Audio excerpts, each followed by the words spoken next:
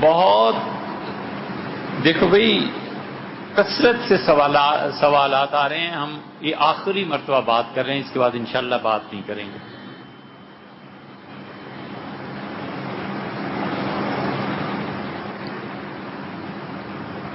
غزوہ ہند کے بارے میں کہ غزوہ ہند اب شروع ہو گیا ہے. پھر ان کا دعویٰ ہے غزوہ ہند 6 سال رہے گا. پھر ان کا دعویٰ ہے کہ ہندوستان کے جو حکمران ہیں انہیں زنجیریں ڈال کر لے آئیں گے اور ذبح کر دیں گے، اور کچھ ان میں سے اسلام قبول کر لیں گے. یہ اتنی مرتبہ لوگ پوچھتے ہیں، اتنی مرتبہ، اور جس کو دیکھو غزوہ ہند کا شوق چڑھا ہوا ہے کہ غزوہ ہند کب ہوگا اور اس میں جا کر ہم لوگ کیسے شرکت کریں گے.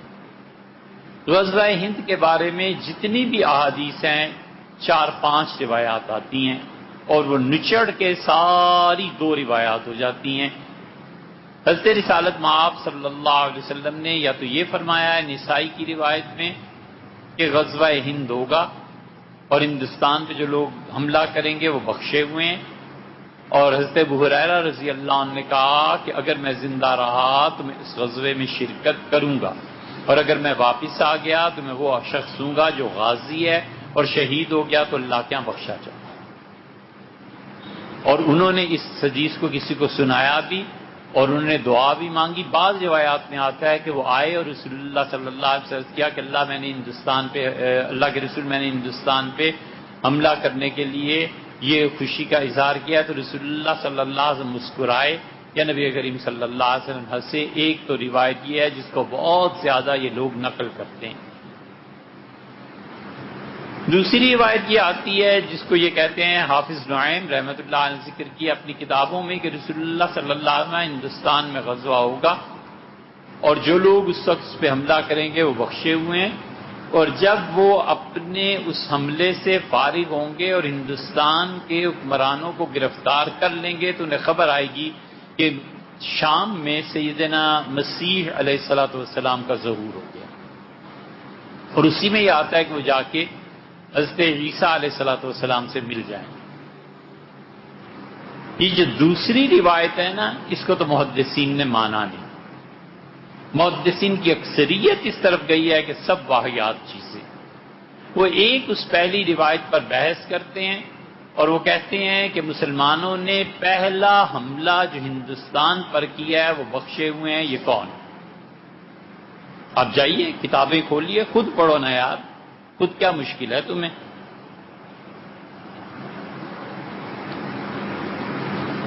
ریسرچ کریں. جتنے بھی حدیث کی تشریح میں گئے حافظ ابن کثیر رحمۃ اللہ علیہ جیسا جامع آدمی کبھی کبھی پیدا ہوتا ہے. بھئی ایک وقت تفسیر لکھی، حدیث پہ محنت کی، تاریخ پہ محنت کی، فقہ پہ محنت کی، شافعی فقیہ تھے، فتویٰ دیتے تھے. یہ سارے علوم اللہ نے جمع فرما دیے. البدایہ والنہایہ کی عبارت آپ کے سامنے رکھ دیتے ہیں. انہوں نے عنوان یہ باندھا ہے اس پہ ہندوستان کے غزوات کے متعلق، اور وہ کہتے ہیں قد غزا المسلمون الہند، مسلمانوں نے ہندوستان پہ حملہ کیا تھا سنۃ 44 فی امارت معاویہ بن ابی سفیان رضی اللہ تعالی عنہ. سیدنا معاویہ رضی اللہ عنہ کے دور حکومت میں ہندوستان پر حملہ کیا گیا تھا 44 ہجری میں. 12 ہجری میں سیدنا عمر رضی اللہ عنہ کی شہادت ہوئی ہے. 24 ہجری میں سیدنا عثمان رضی اللہ عنہ کی شہادت ہوئی ہے. 6 سال سیدنا علی اور حسن رضی اللہ عنہ کی خلافت رہی ہے. تقریباً 30 سال یہ پورے ہو گئے. اور سیدنا معاویہ رضی اللہ عنہ کی خلافت چلی ہے کوئی 20 سال. تو 30 اور 14 44 ہو گئے. اس سے معاویہ رضی اللہ عنہ کا دور تھا، ہندوستان پہ حملہ ہوا تھا. وہ کہتے ہیں فجرت ہونا کا امور، وہاں پر بہت چیزیں پیش آئی ہیں. فذکرنا مبسوطہ، میں نے اسے بڑی تفصیل سے تاریخ میں ذکر کیا ہے. وقت غزاہا، اور ہندوستان میں حملے کے لیے ملک الکبیر بہت بڑے بادشاہ السعید جو بہت نیک بخت تھے، بہت نیک آدمی تھے، محمود بن سبکتگین سلطان محمود غزنوی جو سبکتگین کے بیٹے تھے، صاحب بلاد غزنہ، غزنہ جن کا دارالحکومت تھا غزنی، وما والاہا، اور غزنی کے گرد و پیش کے علاقے بھی انہی کے تھے، فی حدود 400 ہجری کے قریب انہوں نے ہندوستان پہ حملہ کیا تھا، اور وہاں پر انہوں نے بہت سے کام کیے، وہ امورم مشکورہ، اور انہوں نے کئی ایسے کام کیے جن پہ ان کی تعریف کرنی چاہیے، وکسر الصنم الاعظم، اور انہوں نے بہت بڑے بت کو توڑ دیا تھا، المسمى بسومنات، سومنات کا بت جسے کہتے ہیں، اور انہوں نے وہاں سے تلواریں لی، سیوف، ورجع الی بلادہ، اور وہ واپس پلٹے ہیں اپنے وطن غزنی کو، سالمن غانمن، بڑی سلامتی کے ساتھ یہ لشکر واپس آیا ہے، اور غنیمت کا مال انہوں نے لیا ہے، اور اس وقت حالانکہ جنگ کر رہے تھے بنو امیہ بھی، لیکن وہ سندھ اور چین وغیرہ کے علاقوں میں تھے۔ یہ صحرا جو پہلی جنگ کا ہے کہ یہ لوگ کہاں گئے، کون سا حملہ کس نے کیا تھا، انہوں نے یہ فیصلہ کیا کہ سلطان محمود غزنوی کا یہ پہلا حملہ تھا جو ہندوستان پہ ہوا، یہ لوگ بخشے ہوئے ہیں، یہ بشارت ان کے حق میں جاتی ہے، اور بس۔ دوسرے مورخین جنہوں نے ہندوستان پہ حملے کا ذکر کیا وہ کہتے ہیں وہ حملہ ہے جو محمد بن قاسم نے سب سے پہلے کیا۔ وہ کہتے ہیں وہ آئیں، محمد بن قاسم سے پہلے کچھ چکا دکا مار کے ہوئے ہیں، مگر باقاعدہ اسلامی حکومت کا کسی فوج کو بھیجنا اور ہندوستان پہ حملہ یہ اس زمانے میں ہوا۔ ان دونوں میں سے کوئی بھی مان لیا جائے کوئی فرق نہیں پڑتا۔ اسی لیے یہ جو آخری زمانے کا قصہ ہے کہ اس میں پھر سے کبھی ہندوستان پہ حملہ ہوگا، اول تو حافظ نعیم رحمۃ اللہ نے یہ روایت نقل کی ہے، فقہاء محدثین اسے ہی نہیں مانتے، اور بالفرض مان بھی لی جائے، بالفرض مان بھی لی جائے، تو جب یہ حدیث تحریر کرتے ہیں تو نسائی کے شراح، حدیث کے شارحین، وہ ایک لفظ بولتے ہیں کہ مدعی تد۔ مدعی تد کا مطلب کیا ہے؟ جیسے B B C, British broadcasting corporation, جیسے MBBS، اس طرح کا ایک مخفف بنا لیتے ہیں تاکہ پورا لفظ بولنے کی بجائے وہ یاد رہے، JT جہانگیر ترین، JK وغیرہ وغیرہ، اس طرح نام بھی امریکنز بہت بولتے ہیں ایسے۔ اسی طرح مسلمان جو تھے اتنی لمبی بات کرنے کے بجائے کہتے تھے صرف ایک لفظ بولتے تھے کہ مدعی تد۔ مطلب یہ تھا کہ اگر ہندوستان پہ کبھی ایسا حملہ ہوگا بھی اور وہاں کے بادشاہوں کو، راجواڑوں کو گرفتار کر کے تم لاؤ گے بھی، تو مدعی تد کا زمانہ ہے۔ مدعی تد کا مطلب یہ کہ میم سے مراد مہدی، حضرت مہدی آئیں گے، اور حضرت مہدی کا آنا میم، یہ تمام احادیث سے پتہ چلتا ہے کہ حضرت مہدی جب تشریف لائیں گے تو اس وقت قیامت کی بڑی علامات تقریباً شروع ہوں۔ ابھی تک قیامت کی بڑی علامات شروع نہیں، ہماری صدی میں بھی قیامت کی بڑی علامات شروع نہیں۔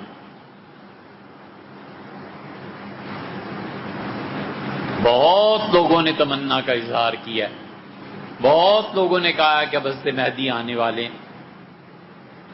آج سے 700 سال پہلے جب اسپین سے مسلمان نکالے جا رہے تھے تو اسپین کے صوفیاء خانقاہوں کے باہر جا کر کھڑے ہو گئے، شاید مہدی آ رہے ہیں، مہدی آ رہے ہیں۔ کدھر سے مہدی نے ابھی آ جانا ہے حضرت، ابھی بڑا دور پڑا۔ وحید الدین وحید الزمان لغات الحدیث انہوں نے کتاب لکھی ہے، اصل میں تو انہوں نے ترجمہ کیا ابن اسیر کا ہی۔ لغات الحدیث میں انہوں نے کئی جگہ اس تمنا کا اظہار فرمایا کہ حضرت مہدی آ جائیں، حضرت مہدی آئیں گے اور یہ قیامت کی بڑی علامات میں سے ہوگا۔ مدعی دال آ گیا تو دال کا مطلب ہے کہ میم سے مہدی، مہدی کے بعد ظہور ہوگا دجال کا، دال انہوں نے وہاں سے لیا۔ دجال کے ظہور کے بعد عین آ گیا تو سیدنا عیسیٰ علیہ السلام مراد ہیں کہ سیدنا مسیح علیہ السلام ظاہر ہو جائیں گے۔ چوتھی علامت وہ یا سے مراد یاجوج اور ماجوج، مہدی، دجال، عیسیٰ اور یاجوج اور ماجوج، یہ چاروں کام واقع ہو جائیں گے۔ اور تد کا مطلب ہے توئے سے طلوع آفتاب۔ رسول اللہ صلی اللہ علیہ وسلم نے خود فرمایا کہ قیامت کے قرب میں یہ ہوگا کہ سورج مغرب سے طلوع ہوگا، اور دال سے مراد دابۃ الارض۔ قرآن میں آیا اس 17ویں پارے میں اللہ نے فرمایا قیامت کے قرب میں زمین سے ایک جانور ظاہر ہوگا لوگوں، اور وہ اللہ نے خود کہا یکلمہم، وہ لوگوں سے باتیں کرے گا۔ وہ جانور عجیب و غریب چیز ہوگی، حتیٰ کہ صحابہ کرام رضی اللہ عنہم بتاتے تھے کہ رسول اللہ صلی اللہ علیہ وسلم نے اس جنگل میں اس جگہ کے متعلق فرمایا تھا کہ یہاں سے وہ جانور نکلے گا، زمین پھٹ جائے گی۔ وہ کہتے تھے یہ علامتیں ظاہر ہوں گی، اس وقت جا کر ہندوستان کے، اگر اس حدیث کو مان لیا جائے، پھر کہتے ہیں کہ اگر مان لیا جائے کہ سب کچھ سچ ہے، ان میں سے ایک علامت بھی ظاہر ہوئی ہے جو تم غزوہ ہند کے پیچھے پڑے ہوئے، اور غزوہ ہند ہی رہ گیا اور کچھ نہیں رہ گیا پڑھنے کو۔ جھوٹ بکتے ہیں حضرت رسالت مآب صلی اللہ علیہ وسلم پہ۔ ہمیں حضور صلی اللہ علیہ وسلم کی نبوت پہ 100% یقین ہے، ہمیں غیرت آتی ہے حضور صلی اللہ علیہ وسلم پہ، کیوں یار ان کے ذمہ جھوٹ لگاتے ہو؟ میں سیاسی اغراض و مقاصد ہندوستان کے خلاف اب 10 باتیں کریں، دشمن جانے، حملے کریں، جو آپ کا جی چاہے کریں، اس مذہب میں دخل نہ دیں یار، اس دین کو خدا کا واسطہ ہے اس جھوٹ کا مرتکب نہ کریں۔ یہ دین، اس کی حفاظت کسی کی تو ذمہ داری ہونی ہے نا۔ ملک کی حفاظت نہ کریں تو غدار قرار پائیں، اور دین کی حفاظت نہ کریں اس کے باوجود علامہ اور مولوی اور جنتی اور خاتمہ بالخیر، کیوں بھئی؟ اسی مت کرو ایسی بات جو رسول اللہ صلی اللہ علیہ وسلم نے نہیں کہی۔ حضرت رسالت مآب صلی اللہ علیہ وسلم نے کوئی دعا نہیں فرمائی پاکستان کے لیے، یہ جھوٹ ہے جو کہتے ہیں۔ یار حضرت صلی اللہ علیہ وسلم کو کیا پڑی ہے پاکستان کے لیے دعا کری؟ 27 رمضان کو اور تھوڑے دنیا میں کام ہوئے ہیں جو ایک پاکستان کا بننا تھا۔ محض ان لوگوں کے ایجنڈے اور پراپوگنڈے جو سیاسی مقاصد کے لیے خدا کے دین کو استعمال کرتے ہیں، اس کے علاوہ کچھ بھی نہیں۔ پبلک کو بے وقوف بناؤ۔ حضور اقدس صلی اللہ علیہ وسلم نے دعا مانگی تھی پاکستان کے لیے، خواب میں دیکھ لیا رسول اللہ صلی اللہ علیہ وسلم کشمیر تشریف لائے ہیں۔ پہلی بات تو ہم یہ آپ سے عرض کریں، کوئی ایک تحریک جی چاہتا ہے آپ کو کبھی سنائیں کہ اس آخری 300 سال میں، آج سے آخری سے بڑا پیچھے چلے جائیں، عالم اسلام میں جتنی تحریکیں اٹھی ہیں، جتنی جماعتیں اٹھی ہیں، حتیٰ کہ ان میں جو کافروں کی جماعتیں بھی اٹھی ہیں، انہوں نے اسی مذہب کا سہارا لے کے لوگوں کو گمراہ کیا۔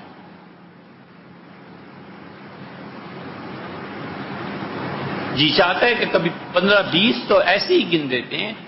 تحریک خلافت نہیں اٹھی، اخوان المسلمین نہیں اٹھے اسلام کے غلبے کے لیے، جماعت اسلامی نہیں اٹھی، تبلیغی جماعت نہیں آئی، انڈونیشیا میں تحریک نہیں اٹھی، شام میں نہیں تحریک اٹھی، مراکش میں نہیں اٹھی۔ ہم ان تحریکات کا نام لیں، پوری تاریخ ہے 300 سال میں کتنی۔ فرائضی تحریک نہیں اٹھی، فرائضی تحریک کہاں اٹھی تھی؟ بنگال میں۔ نیل جو کپڑوں میں لگاتے ہیں، نیل کی تحریک نہیں اٹھی تھی؟ سنوسی لیبیا میں نہیں اٹھے؟ ترک نہیں اٹھے؟ کتنی تحریکیں کہو ہم نام لیں۔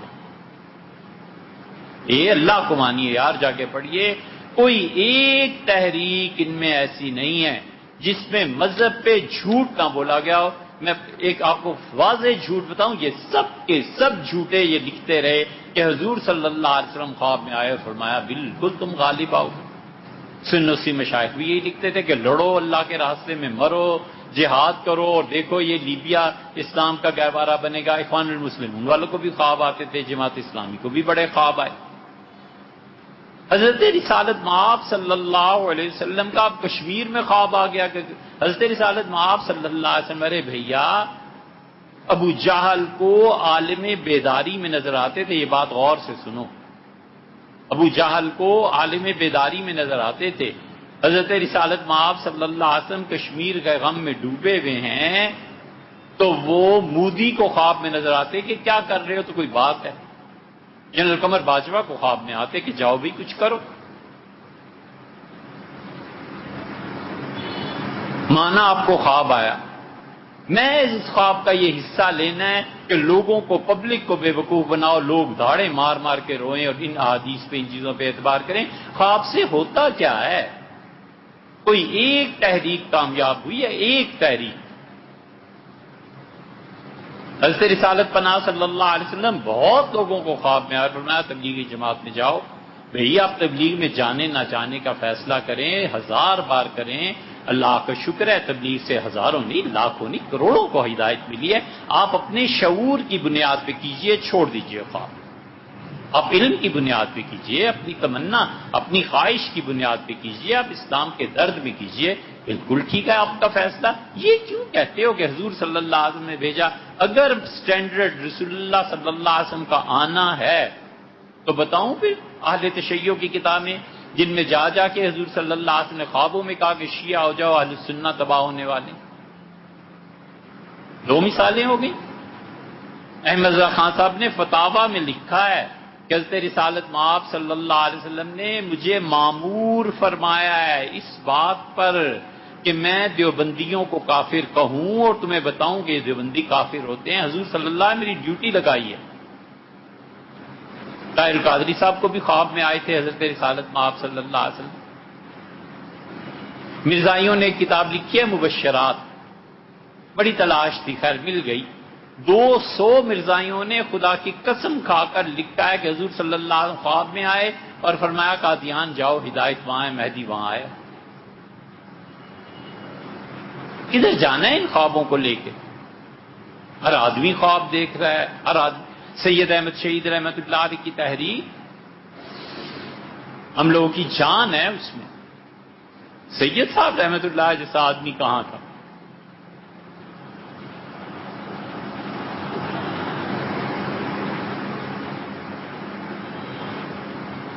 خدا کا وہ برگزیدہ بندہ جسے اللہ نے چنا، اللہ تعالیٰ نے اپنے دست مبارک سے کھجور دی، فرمایا کھاؤ، دوسری دی اور ہم اور بھی دیں.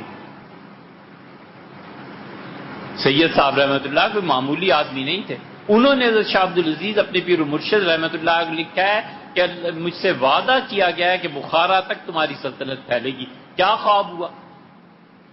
اس لیے یہ جتنی بھی تحریکیں اٹھتی ہیں اور اٹھتی ہیں اور لڑکے تمنا کرتے ہیں، اب یہ عربوں میں چلا ہوا ہے.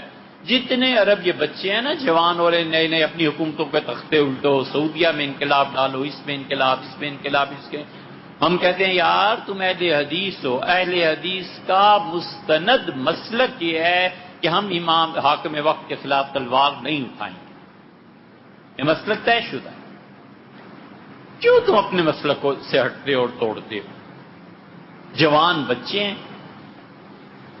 پراپوگنڈا ہوا ہوا ہے، حکومتوں کو بدلنا ہے، عرب امارات کو بدلنا ہے، مصر کو بدلنا ہے، فلاں کو بدلنا ہے، فلاں کو بدلنا کچھ بھی نہیں. اور اوپر سے حضور صلی اللہ علیہ وسلم بھی آ گئے تھے خواب میں بشارتیں دینے.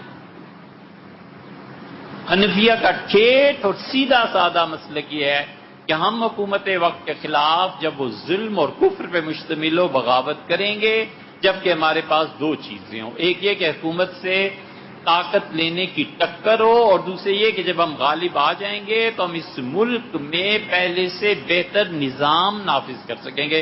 حنفیہ نے 2 شرائط دی کہ ہم کا اگر یہ شرائط پوری ہوتی ہیں تو لڑ پڑو، ٹکرا جاؤ، نہیں شرائط پوری ہوتی تو چپ کر کے بیٹھو، صبر کرو. ادھر گیا پھر بخارا تو اب تک نہ آیا. یہ صاحب حضوری ہیں، مدینہ منورہ میں رہتے ہیں، حضور اقدس صلی اللہ علیہ وسلم کی مجلس میں رہتے ہیں. اچھا بھائی ٹھیک ہے مان لیا. نبی کریم صلی اللہ علیہ وسلم فرمایا تھا کہ انہیں امیر المومنین بنا دو اور انہیں چیف آف آرمی اسٹاف بنا دو. پھر کدھر گئے؟ آخر رسول اللہ صلی اللہ علیہ وسلم کے اتنے خواب، یہ مرزائیوں کو بھی آتے رہے، شیعہ کو بھی آتے رہے، دیوبند کو بھی، بریلی کو بھی، تبلیغ کو بھی، اس کو بھی، اخوان المسلمین کو بھی، جماعت اسلامی کو بھی. ہوا کیا ان خوابوں کا؟ کرائیٹیریا کیا ہے؟ اپنی عقل اور شعور کی کوئی بات نہیں، عقل سے کام نہیں لینا. اس لیے اس قسم کے جتنے خواب ہیں نا آئے ہوں گے، دیکھنے والوں نے دیکھے ہوں گے، یہ سب سیاسی مقاصد کے لیے استعمال ہوتے ہیں. حتیٰ کہ جب 71 کی جنگ ہوئی ہے تو اس میں بھی خواب آئے کہ رسول اللہ صلی اللہ علیہ وسلم ہندوستان تباہ ہو جائے گا اور یہ ہو جائے گا. اندرا گاندھی نے بتا دیا کیسے تباہ ہوتے. پاکستان بنا تھا اس وقت بھی مسلم لیگ والوں کو خواب آتے تھے کہ رسول اللہ صلی اللہ علیہ وسلم فرمایا ایسا ملک بن رہا ہے جہاں پر میرا دین مکمل طور پہ نافذ ہو جائے گا، کود جاؤ تحریک میں اور دین نافذ ہو گیا. کیوں لوگوں کو بے وقوف بناتے ہو یار؟ کیوں عوام کے جذبات سے کھیلتے ہو؟ مصیبت یہ ہے کہ عوام بھی پڑھی لکھی نہیں ہے. اور حضور اقدس صلی اللہ علیہ وسلم کے اسم گرامی پہ ظاہر ہے مسلمان مومن آدمی محبت کی وجہ سے مر مٹتا ہے، اسے پتہ ہی نہیں چلتا کہ یہ سب کا سب جھوٹ ہے. اور ہوا کیا پھر 71 میں؟ قوم بھی اتنی زیادہ مردہ ہوئی ہے کہ جنرل نیازی نے اپنی سوانح پڑھو جا کے جنرل نیازی کی، پتہ چلے. جنرل نیازی کہتا ہے کہ جب میں واگا کے بارڈر سے پاکستان داخل ہوا تو لاہوریوں نے اتنا زبردست استقبال کیا، اتنے تحفے طائف لائے کہ مجھے اپنے گھر میں کمرہ خالی کرنا پڑ گیا. جب کمرہ پورا تحفوں سے بھر گیا تو میں نے دالان میں تحفے رکھے. یہ قوم تھی اور یہ اس کے لیڈر تھے، یہ تحفے پیش کرنے کے قابل. پیر صاحب راستے میں کھڑے ہو گئے، بازو پھیلا دیے. جنرل ایوب بھی بے وقوف آدمی. حضرت کیا ہوا؟ حضور صلی اللہ علیہ وسلم آئے تھے، میں معانقہ کر رہا تھا. اچھا صاحب، حضور صلی اللہ علیہ وسلم آئے، ملے، ایوب خان کو ساری بشارتیں دیں اور ایوب خان نے اس کے عوض میں ٹھیک جہاں پنڈی سے فیض آباد اور اسلام آباد آپس میں ملتے ہیں، فیض آباد کے قریب 40 کنال جگہ دے دی CDA کی اور لکھ بھی دیا کہ اس پہ ٹیکس بھی معاف ہے، بجلی کے بل بھی معاف ہیں. 40 کنال جگہ حضرت پیر صاحب کو مل گئی، مری کے رہنے والے تھے، پھر اولاد میں تقسیم ہو گئی. اللہ کا شکر ہے، اب کروڑوں پتی. حافظ آباد کے تھے صدیق صاحب، ان کی ہے ذوق پرواز. یہ کتاب پڑھنا ذرا، پڑھتے تم ہو نہیں یار، کدھر جائیں. صدیق صاحب معمولی کلرک کی حیثیت سے اس نے لکھا ہے، میں نے شروع کیا، گاؤں سے نکلا اور ملٹری اکاؤنٹس میں جو انتہائی عہدہ ہے اس تک پہنچے. ہمیں یاد نہیں رہا اس عہدے کا کیا نام ہے، ملٹری اکاؤنٹنٹ جنرل ہوتا ہے، جو بھی ہوتا ہے. جب GHQ کا حساب سامنے آیا انہوں نے کیا تو انہوں نے کہا جی پریزیڈنٹ ایوب صاحب نے 6 گاڑیاں لی ہوئی ہیں، 6 بچے ہیں، ان کے لیے اتنی گاڑیاں لی ہوئی ہیں اور بچے ان کے سارے انہی گاڑیوں پہ سفر کرتے ہیں اور سرکار کو ہر مہینہ کرایہ ادا ہوتا ہے اتنا اور گاڑی کا کرایہ ہے اتنا. اور پچھلے اتنے سال سے یہ گھپلا جاری ہے. 17 لاکھ روپے ایوب خان صاحب کے ذمے بنتے ہیں. فائل آئی، اوپر گئی، اوپر والوں نے الماری میں رکھ کے ان کا حافظ صاحب آپ نے حق ادا کر دیا، چھٹی کیجئے پھر بات کریں گے. 100 روپے تولہ سونا تھا، 100 روپے، اس سے بھی تھوڑا تھا. حساب کر لو 1.25 ارب روپے کا غبن اور گڑبڑ ایوب خان نے کی. سرکار کوئی ہے پوچھنے والا؟ گوہر ایوب صاحبزادے لکھتے ہیں کہ جب میں کراچی میں مجسٹریٹ تھا، جب کراچی میں میری حکومت تھی تو سندھی عورتیں میری بیوی کے سامنے آیا کرتی تھیں سر پہ جوتے رکھ کے ادب کی وجہ سے، ڈوب نہ مرے. اب اسی کا بیٹا عمر ایوب بھی وزیر ہے. کیا ہے سب یہ؟ دین کو استعمال کرتے ہو، مذہب کو استعمال کرتے ہو، کوئی اخلاقیات رہی نہیں تو غزوہ ہندی کیوں پڑھنا ہے؟ ٹھیک نہیں کرنا اپنے آپ کو، کوئی عقل اور شعور سے کا ساری رات جاگتے رہنا، دن بھر سوتے رہنا، یہ قوموں کے وتیرے اور طریقے. یہ اتنی امت میں وبا پھیل گئی ہے راتوں کو جاگنے کی اور دنوں کو سونے کی کہ عام طور پہ چھٹی کے دن سنڈے منایا جا رہا ہے اور دوپہر کو اٹھ رہے ہیں. یہ کیا زندگی ہے یار؟ اور پوری امت میں وبا پھیلی ہوئی. راتوں کو جاگو، دنوں کو سو. 9 کے بجائے 9:30 آفس آؤ اور آگے بھی پھر اونگتے رہو کہ کیا کرنا ہے کیا نہیں کرنا. یہ چیزیں نہیں خیال میں آتی. حضور صلی اللہ علیہ وسلم بشارت دے گئے، بھیا جنہوں نے دیکھا ہے رسول اللہ صلی اللہ علیہ وسلم کو اللہ انہیں مبارک کرے. کسی بھی تحریک، کسی بھی بڑی چیز کی بنیاد کبھی خواب پہ مت رکھنا. بس یہ آخری گزارش. حضور اقدس صلی اللہ علیہ وسلم خواب میں آ کے کہہ گئے ہیں کہ ہندوستان پہ کشمیر کے لیے جہاد کرو. ہمیں تو رسول اللہ صلی اللہ علیہ وسلم سامنے آنکھوں سے نظر آئے نا یہاں اور فرمائیں کہ جہاد کرو تو ہم ہاتھ باندھیں گے کہ اللہ کے رسول معذرت. نہیں جاتے. اور ایسے حیا باختہ ہوئے ہیں، ایسے حیا باختہ ہوئے ہیں کہ ہمارے پاس ایٹم بم ہے، 1 پاؤ کا بھی ہے، 1.5 پاؤ کا بھی ایٹم بم ہے. تمہیں پتہ ہے ایٹم بم کیا چیز ہوتا ہے؟ بجائے اس کے کہ اللہ نے آپ کو حکومت دی ہے، آپ اٹھیں اور دنیا کی بڑی طاقتوں سے کہیں کہ آپ اٹامک یہ جو ویپنز ہیں انہیں ختم کریں، دنیا میں جینے دیں انسانوں کو. رشیا اور امریکہ نے ایک معاہدے کے تحت 4000 ایٹمی ہتھیار ضائع کیے تھے. بجائے اس کے کہ آپ اپنی قوت بڑھائیں اور کہیں جناب باقی کو بھی ضائع کریں، انسانوں کو جینے دیں. بس 2 تجربوں سے جو دنیا گزر گئی، ناگاساکی اور ہیروشیما میں، بس ہو گئی. اب ہم انسانوں کو جینے دیں. اب وہ دور لد گئے، صاف کریں، اس کے بعد ہندوستان کرے، اس کے بعد ہم بھی کر دیں گے. بجائے اس کے کہ یہ موقف اپنایا جائے، دھمکیاں کہ ایٹم بم اور ایٹم بم تم پاؤ کے بنا کے بیٹھے ہو اور اگلا شیر کے بنا کے بیٹھے تو پھر کیا ہوگا؟ کتنی بےہودہ تمنا ہے. یہ ایٹمی جنگ ہو جائے، اللہ نہ کرے، ولیعذ باللہ کروڑوں آدمی مارے جائیں یار، بچے مارے جائیں، عورتیں ماری جائیں، دنیا میں بارشیں نہ ہوں. اللہ کا یہ نظام کیسے چلے گا اور کیا ہوگا؟ بجائے اس کے کہ اللہ سے خیر مانگو، ہم اچھائی کے لیے جدوجہد کریں، ہم اس دنیا کو رہنے کے قابل بنائیں. ہم کافر کو بھی کہیں کہ تمہیں بھی جینے کا حق ہے، ہمیں بھی جینے کا حق ہے، یہ خدا کا دین ہے یار، اس پہ آ جاؤ. نہیں آتا تو اللہ جانے وہ جانے. الٹے کام پڑے ہوئے، اسے کوئی غزوہ ہند نہیں ہونا. اور اگر فرض کر لو ایک لمحے کے لیے ہونا بھی ہے تو وہ وقت آئے گا جب اس پہ مہدی کا ظہور ہو جائے گا. اور اس سے پہلے کی حدیثیں یاد نہیں ہیں؟ حضور اقدس صلی اللہ علیہ وسلم نے فرمایا کہ ادھر سے ایک قوم آئے گی جن کا کوئی مذہب نہیں ہوگا. اور حضرت رسالت مآب صلی اللہ علیہ وسلم نے فرمایا کہ وہ مذہب جو ہوگا کوئی نہیں، اور ان کے چپٹے چہرے اور چھوٹی چھوٹی آنکھوں والے، اور وہ جب اٹھیں گے تو پہلا مقام اس کا بصرہ ہوگا. اچھا ایک حدیث کی بات اور سنا دیں. صحابہ رضی اللہ عنہ کہتے ہیں کہ حضور صلی اللہ علیہ وسلم نے جب فرمایا نا ہندوستان پہ جہاد ہوگا تو ہم نے اس سے مراد لیا کہ اس سے بصرہ مراد ہے. کیونکہ ہمارے ہاں صحابہ رضی اللہ عنہ کہتے ہیں ہمارے ہاں ہندوستان سے مراد ہندوستان کی طرف یعنی بصرہ مراد دی جاتی تھی. جیسے کوئی کہتا ہے کہ کہاں کھڑے ہو، وہ کہتا ہے فیض آباد، کہتا ہے کہاں، صدر کی طرف کہ پارا کی طرف، وہ کہتا ہے 0 پوائنٹ کی طرف. صحابہ رضی اللہ عنہ کا ہندوستان سے مراد ہماری بصرہ ہوتی تھی. اس لیے محدثین کہتے ہیں کہ ہندوستان پہ جو پہلا حملہ کرے گا اس سے ہندوستانی مراد ہی نہیں، اس سے مراد تو ایران کی جنگیں ہیں کہ ایران پہ جب پہلا حملہ ہوگا، اور وہ حضرت سعد رضی اللہ عنہ نے کیا تھا. تو اس لیے یہ جو چیزیں ہیں بصرہ کا اسی لیے ذکر فرمایا پہلا پڑاؤ ان کا بصرہ ہوگا. اور حضور صلی اللہ علیہ وسلم نے فرمایا اس وقت استنبول میں عیسائیوں کے ساتھ جنگ ہو رہی ہوگی. یہ سارے واقعات جو ہیں ابھی کئی 100 سال پڑے ہیں.